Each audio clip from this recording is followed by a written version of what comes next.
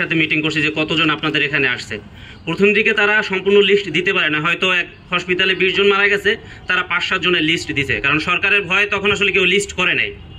পরবর্তীতে তারা বিভিন্ন সিসি ফুটেজ কালেক্ট করে আমাদেরকে, পরবর্তীতে আমরা প্রায় 3 মাস যাবত এটা নিয়ে ছিলাম, তাদের আমাদেরকে লিস্ট দিছে। এরপর আসলে আমরা উত্তরা যে বিভিন্ন জায়গায় যে শহীদ হয়েছে, আমরা বিভিন্ন জায়গায় ফুটেজ কালেক্ট করছি। উত্তরার মানে এই 3 মাস শুধু ফুটেজই কালেক্ট করছি, ভিডিও কালেক্ট করছি, ছবি কালেক্ট করছি, বিভিন্ন পত্রিকার থেকে কালেক্ট করছি। কালেক্ট করার পর আমরা আসলে এইখানে যে তথ্য পাইছি সেটা আমরা ডোর টু ডোর যাওয়ার চেষ্টা করছি, যারা শহীদ হয়েছে বা যাদের একটু তথ্য দেওয়া ছিল সব জায়গায়।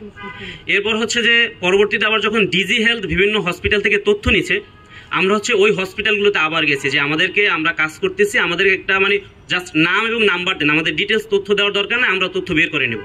আমরা এরপর ওখান থেকে তথ্য নেওয়ার পর সবার সাথে যোগাযোগ করার চেষ্টা করছি, এবং প্রত্যেকটা ফ্যামিলির সাথে একবার দুইবার না, কয়েকবার, মানে আমরা যে 4-5 জন ছিলাম এক একজন করে যোগাযোগ করছি, কখনো ছবি আনছি, অথবা কখনো তার কোথায় ঠিকানা, উত্তরায় কোথায় ছিল। আবার আমরা অনেক ফ্যামিলিতে গেছি যাদের ওখান থেকে আমরা ডকুমেন্টারি কালেক্ট করছি, তাদের মানে কিভাবে মারা গেছে বা লাশ কিভাবে পাইছে। এই মানে বেসিক যে তথ্যটা যেভাবে আমরা কালেক্ট করছি। এবং বিভিন্ন পত্রিকার যে পত্রিকাতে নিউজ মোটামুটি হয়েছে যে উত্তরাতে এতজন মারা গেছে, এই ফ্যামিলির সাথে বিভিন্ন মিডিয়াও যোগাযোগ করছে, সেখান থেকেও আমরা তথ্য নিয়েছি। ডোর টু ডোর, হসপিটাল, শহীদ ফ্যামিলির সাথে যোগাযোগ, ডিজি হেলথের থেকে তথ্য, হসপিটাল থেকে তথ্য, এভাবেই আমরা আসলে তথ্যটা ভেরিফাই করছি। এর বাইরে আসলে আর এটাই আমাদের তথ্য মানে উপত্য পাওয়ার মূল বিষয়। এবং আরও আমাদের বেশ কয়েকটি প্রোগ্রাম করার আমাদের প্ল্যান রয়েছে।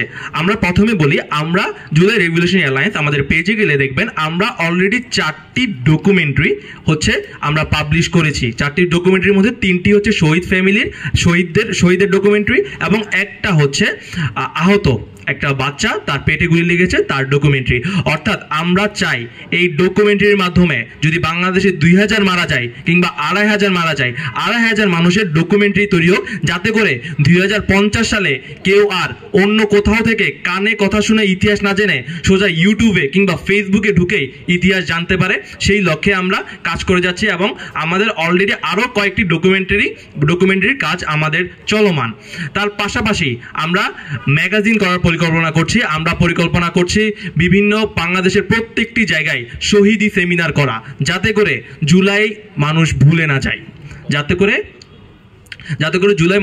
যায়, এবং আমরা চেষ্টা করব বাংলাদেশের প্রত্যেকটি জায়গায়, উত্তরা থেকে শুরু করব ইনশাআল্লাহ, আমরা প্রত্যেকটি জায়গায় আমরা জুলাই প্রদর্শনী করব, এক্সিবিশন। সেখানে আমরা শহীদদের পরিবার, শহীদদের ডিটেলস, কিভাবে মারা গেল, সেগুলো আমরা ইনশাআল্লাহ প্রদর্শনী করব। এটা আমাদের আপাতত প্ল্যান, এবং আমাদের বৃহত্তর যে লক্ষ্য কিংবা উদ্দেশ্য, আমরা জুলাই বিপ্লবকে যে কোনো মূল্যে বাঁচিয়ে রাখতে চাই।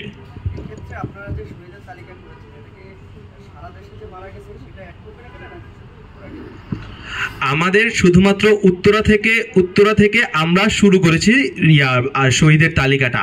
আমরা ইনশাল্লাহ আমাদের কাছে যদি আমরা যথেষ্ট সুযোগ পাই, এবং আমরা যদি আমাদের কার্যক্রম, আমাদের প্ল্যান আছে সারা বাংলাদেশের শহীদের লিস্টের তালিকা করা, এবং তা আমাদের ওয়েবসাইটে পাবলিশ করা।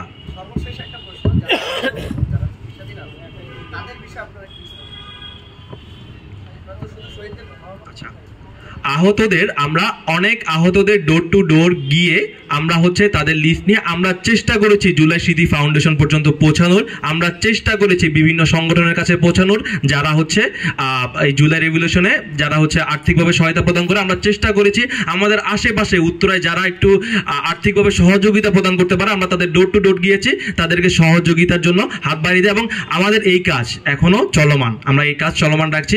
ইনশাল্লাহ আমরা চেষ্টা করব আহতদের এবং নিহতদের সরকারের বরাদ্দ যে সরকারের বরাদ্দ যে অর্থ রয়েছে, তা খুব তাড়াতাড়ি, যেহেতু অনেক ফ্যামিলি এখনো ঠিকভাবে, যেহেতু এইটা একটু লেন্দি প্রসেস, আমরা চেষ্টা করবো যাতে এটা একটু তাড়াতাড়ি করা যায়। আমরা এটার সর্বোচ্চ চেষ্টা করবো, এবং আমাদের যে রিসোর্সগুলো রয়েছে আমরা সর্বোচ্চ চেষ্টা করব সেখান থেকে শহীদ ফ্যামিলি এবং আহতদের সাহায্য করার জন্য।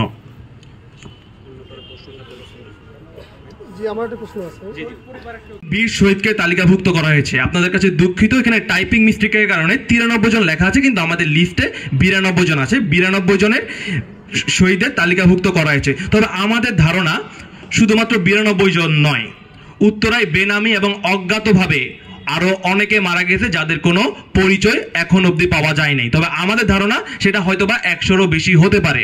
আমাদের এই লিস্টে প্রায় 92 জনের লিস্ট রয়েছে। তার মধ্যে রয়েছে 25 জন শিক্ষার্থী, 19 জন চাকুরিজীবী, 10 জন ব্যবসায়ী, 5 জন গাড়ি বা রিক্সা চালক, 2 জন মসজিদের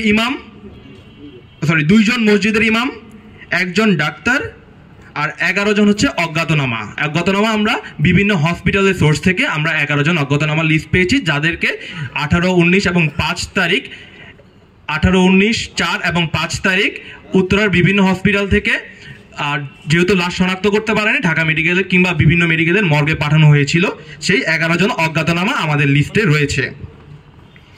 সময় অনুযায়ী শহীদের সংখ্যা: 18 জুলাই উত্তরায় মারা গিয়েছে প্রায় 20 জন, 19 জুলাই 22 জন, 4 আগস্ট মারা গিয়েছে 7 জন, 5 আগস্ট 42 জন।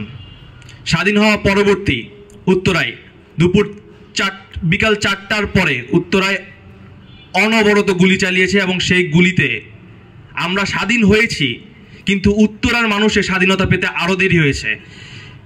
প্রায় 42টি তাজা প্রাণ সেদিন ঝরে গিয়েছে, তার কোনো হদিস আমরা তাদের অনেকের, আবার এই 42 জনের বাইরে অনেকের হদিস আমরা পাইনি 5 তারিখে। এবং 7 আগস্ট চিকিৎসারত অবস্থায় আরও একজন শহীদ হয়। এখন বলছি বয়স ভিত্তিক পরিসংখ্যান। 10 বছরের কম বয়সী রয়েছে 1 জন, 10 থেকে 20 বছর বয়সী 17 জন, 21 থেকে 30 বছর বয়সী 26 জন, 31 থেকে 40 বছর বয়সী 18 জন, 41 থেকে 50 বছর বয়সী 11 জন, 51 থেকে 60 বছর বয়সী 2 জন এবং 60 বছরের ঊর্ধ্বে 1 জন। সারা দেশে জুলাই শহীদের সঠিক সংখ্যা নিরূপণে এবং তা দ্রুত সময়ের মধ্যে তা প্রকাশের জন্য সংশ্লিষ্ট প্রতিষ্ঠানসমূহ এবং সরকারকে আহ্বান জানাচ্ছি। একই সাথে বীর শহীদদের রাষ্ট্রীয় মর্যাদায় ভূষিত করা এবং শহীদ পরিবারের পুনর্বাসন ও আর্থিক সহযোগিতার দাবি জানাচ্ছি। সাংবাদিক ভাই বোনদের কাছে আহ্বান, আপনারা গণ অভ্যুত্থানের সঠিক ইতিহাস তুলে ধরুন।